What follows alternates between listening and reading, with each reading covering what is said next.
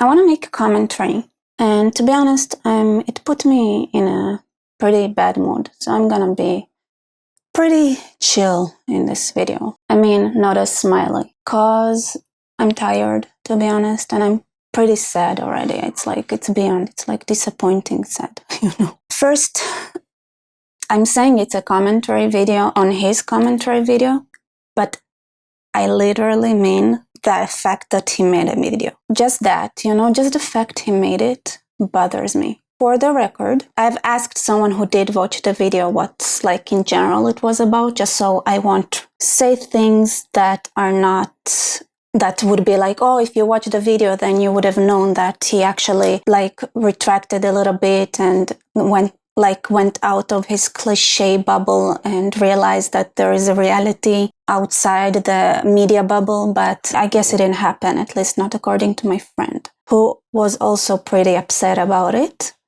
Being a Western person that moved to Israel, lives here for the last 20 years, saying you cannot understand. And she said she studied Middle Eastern conflict, she went to university, and until she came and saw the reality on the ground, she didn't understand. She could not have understood what it's like living here and being here for many, many reasons. I'm gonna get into it a little bit later. What I was saying, except for a certain part, which I'll go back to, which is the re-education kind of thing. Well, everything I've said is representative of about 60% of the Israeli population that never gets an opportunity to really speak and present their ideas in a fair way when the other side just shuts their mouth and listens. Because we're talking about the majority, right? Even if it's 60% and not necessarily 90% of the Israeli population, that feel basically the same way I do. They don't get to be heard when it comes to global media because it's not pretty. Reality is not pretty. Listening to what Israelis really think and want doesn't satisfy. It makes the solution so much more complicated because let's start. Okay, Harris, from what I know, is originally from Pakistan. Him or his parents, I don't know. Pakistan has a good amount of problems. The atrocities that happen in Pakistan and the conflict with India and the occasional conflict with Iran, why don't you go solve that? That's your conflict, isn't it? What we're experiencing is not. And a lot more people suffer from the conflict between Pakistan and India and in general in Pakistan for being Pakistan. So just this delusion, right? The thing that people hope for when they say, oh, let's have two-state solution. And it's the same with the American government, this delusion that they think that they can solve a problem in the Middle East. And out of all the problems in the Middle East, they are delusional enough to think that this is where they can make an influence, that this is something they can actually solve. It soothes them. It makes them feel like they have some sort of control where they absolutely don't.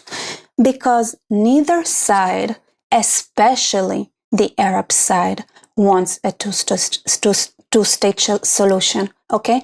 If the Israelis are willing to compromise, if there is a guarantee for their safety, which there isn't, because of geographical issues, that I'll go back to it in 1 second before, let me finish this point first.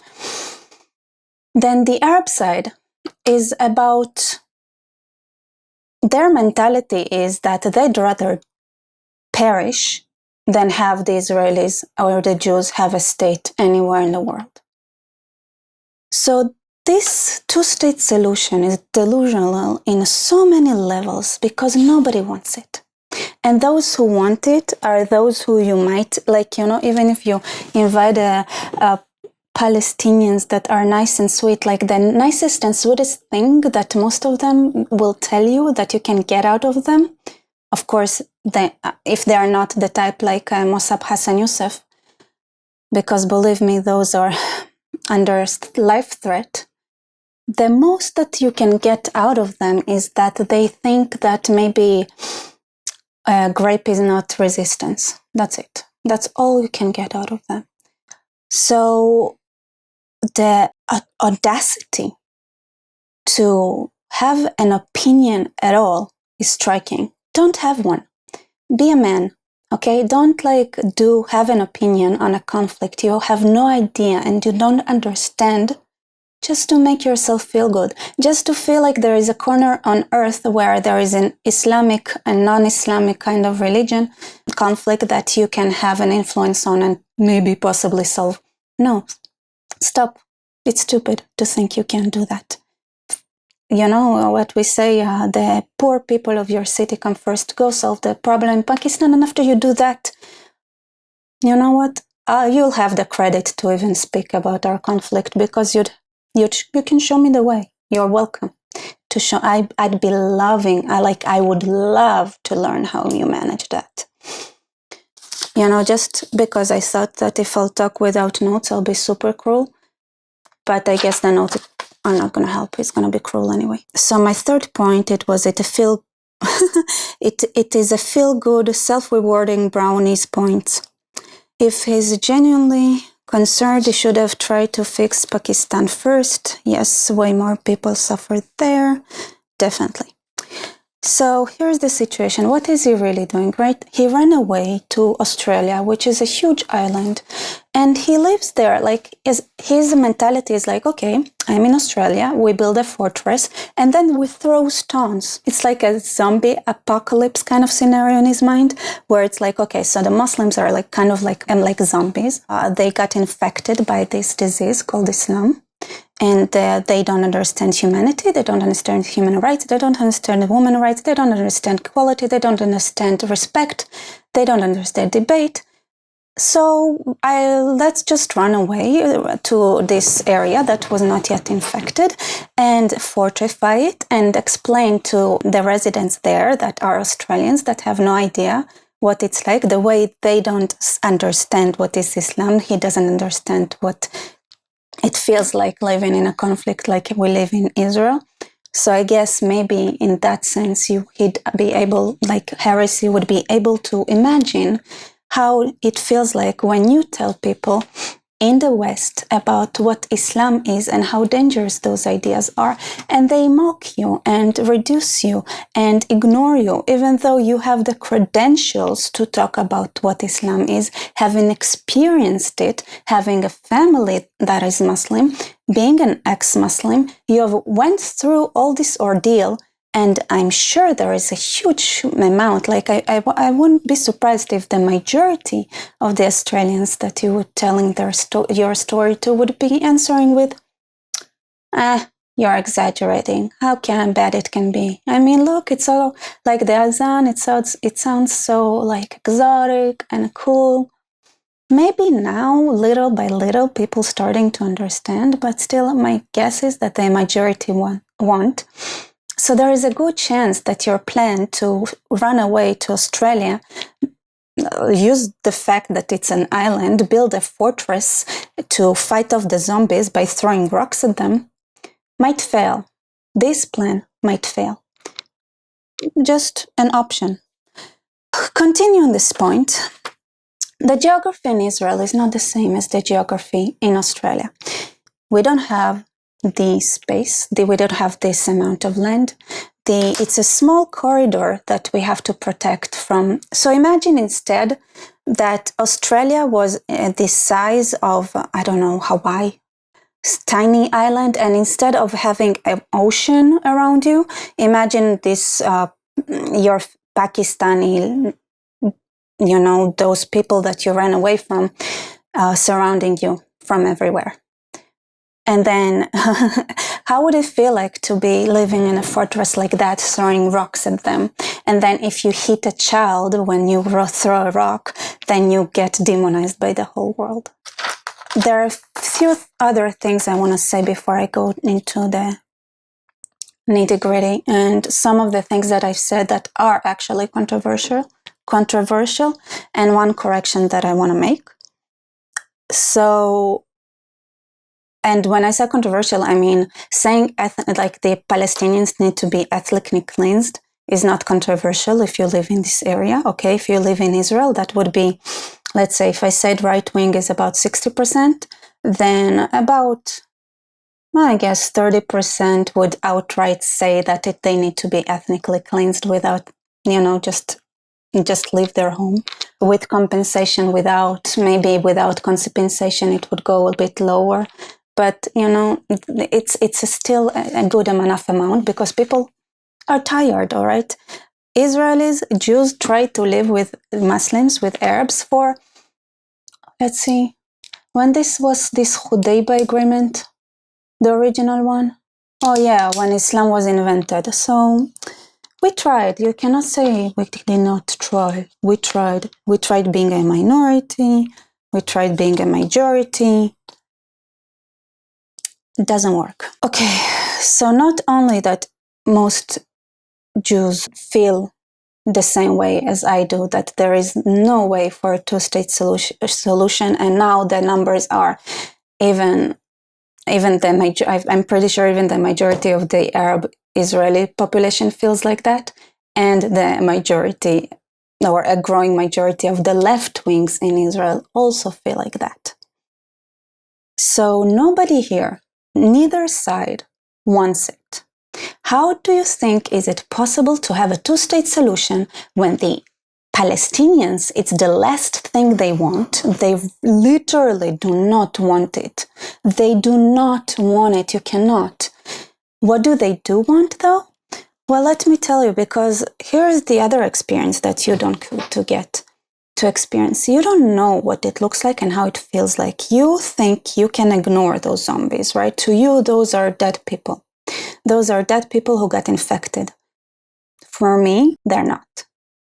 They're still people. And Israelis, the Jews, we get to experience that. We get to see them up close get hurt by their own culture.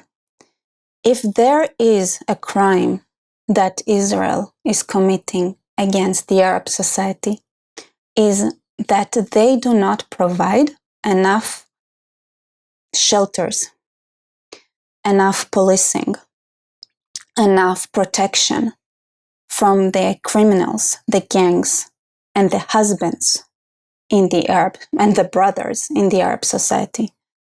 The real crime Israel is committing is that it is not, in my opinion, putting enough efforts to completely eradicate polygamy, to completely eradicate honor killing, to completely eradicate all the mafia families. Do you know what it's like? Do you know what it's like to see? I used to go boxing, and I remember one time my friend took off his shirt and I saw like a huge scar on his belly, and I asked him, "What happened? Why do you have a scar like that?" And he said, "I got stabbed." And I asked, "Why?" And he said, "Because this is what happens in Arab society. We argue and the stabbing follows immediately. There is nobody that doesn't have scars." My father, who is a doctor, got to see so many, like the amount of times that people get rushed to the hospital because of blood vengeance and honor killing and this violent culture. So if there is something that Israel should have done better and is improving and trying to improve, but to be honest, it's not just in the Arab society, it's just across the system. Policing across the system is not sufficient, no matter it doesn't matter what sector you are. The only difference is that the Jewish society has moral code and social punishment. You cannot have honor killings when the shame falls on the father for doing that and not on the daughter for getting pregnant, right? Versus the Arab society. This friend that I talked to, she told me, listen, today I went to the mall. She said, I just saw this Arab woman and she had really, really pretty nail polish. And I told her, this color is beautiful. And she looked at me and said, thank you.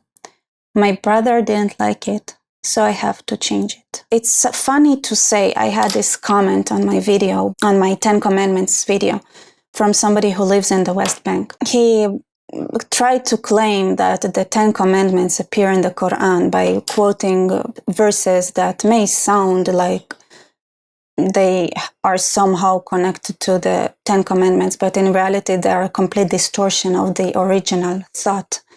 And one thing I really pinpointed is that if you listen to my video, when I talked about respecting, what does it mean respecting your mother and father?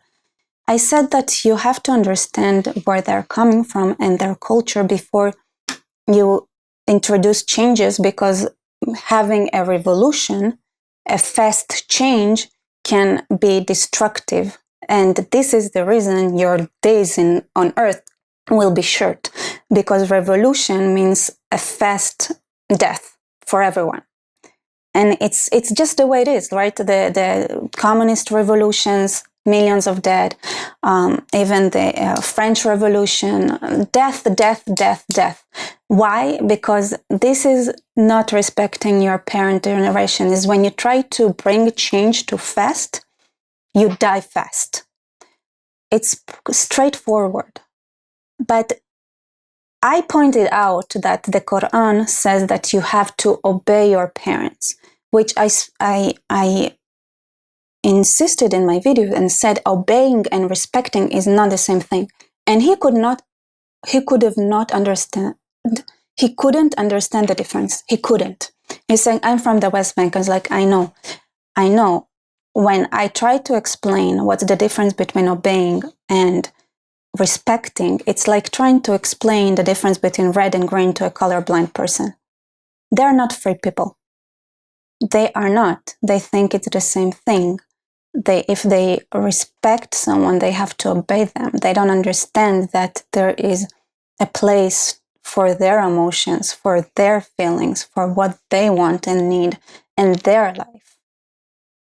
So, it's one thing when it's a comment on my video, and it's like, what an, he thinks that the Quran is great when it's like, obviously, but it's heartbreaking.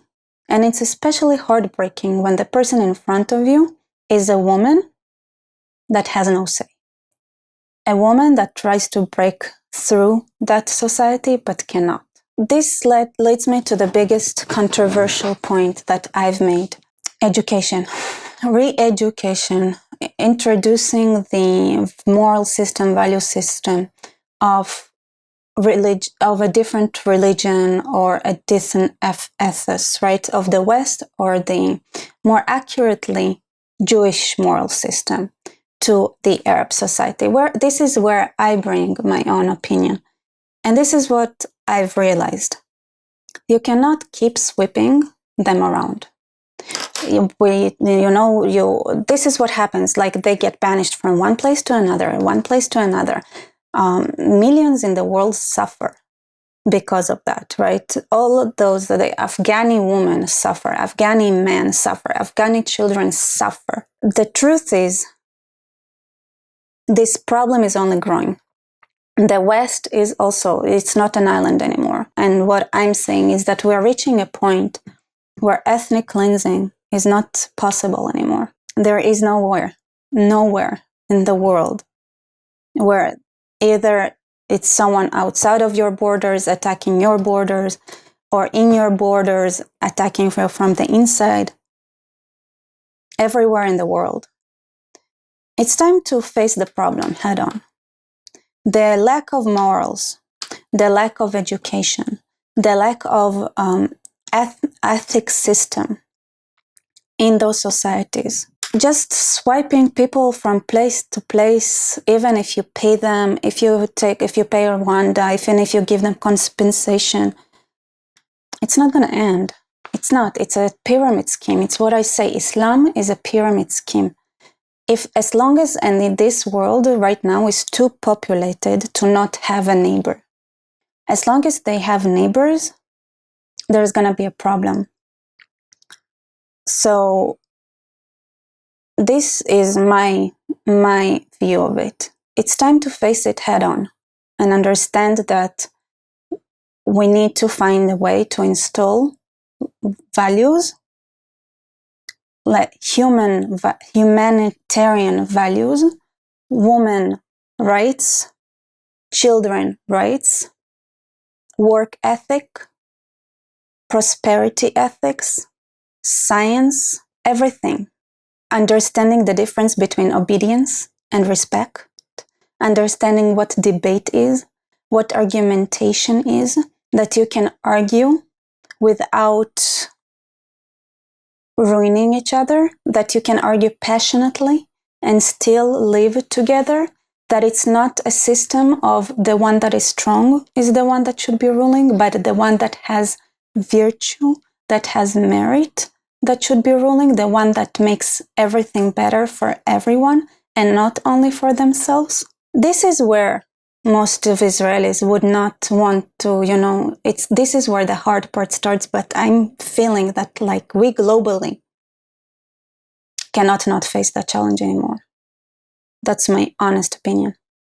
The other thing I said, like where people, I know that the Israeli Arabs were for 20 years under army control. I don't know how to exactly say it, and I thought they could only vote for local authorities, but some people say that they could have voted in general elections as well.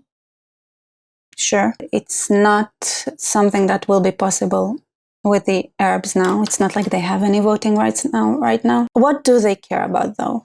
From those who I know, right, that appreciate, let's say, the Palestinian Authority, what they appreciate and what they say about the Palestinian Authority that they like is the strong policing, is that anyone that does anything out of line in the streets gets beaten to a pulp until they cannot commit crimes anymore. And this is what, like, I don't think it's done everywhere in the PA, right? But in Ramallah, in the fancy areas, let me tell you, if you do something, you're gonna get punished harshly.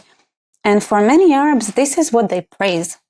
This is what they appreciate, this strong policing, because this is their real number one problem, is actually the crime inside the Arab community. And I think from what I heard and what I spoke with Arabs who do not necessarily are fond of the idea of committing genocide, is that they, first of all, like the number one problem is policing that they have. The number one problem that they have is crime. And this what needs to be addressed. So at least know what people here want from both sides.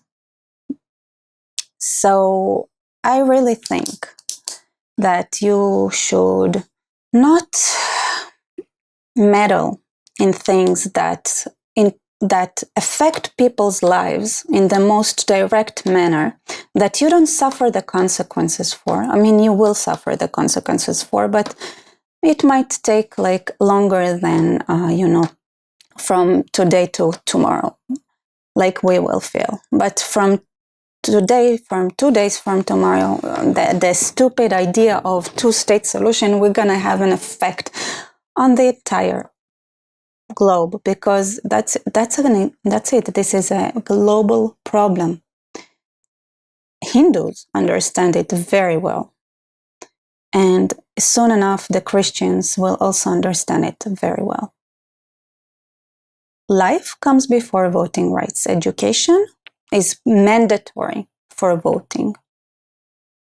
So how about we face the problem head on? Well, thank you for watching. Like, comment, subscribe. I have a Buy Me Coffee link below. And thank you all for supporting me. Share this video. And if you have a friend that is very, very passionate about this conflict here, tell them this is just as hard to solve as any other conflict. And I think the Nigerian people and the Sudanese people need his attention more. So, and of the Pakistani, of course. So maybe like direct them to that direction. Thank you so much for watching. See ya.